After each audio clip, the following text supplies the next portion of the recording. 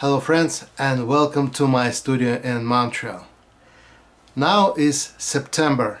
It's end of the summer and sometimes if I look at the photo I feel it. End of the summer. So today we have exactly that kind of photo. We go into Denmark and this is the small town like a fishing port, and John, who took this photo, took the great feeling of the end of the summer. That's what I feel when I look at that photo. So we'll try to go into Denmark together today. I have a half of the imperial size Saunders Waterford paper, my favorite colors, my favorite brush, and as usual, good music. Let's go.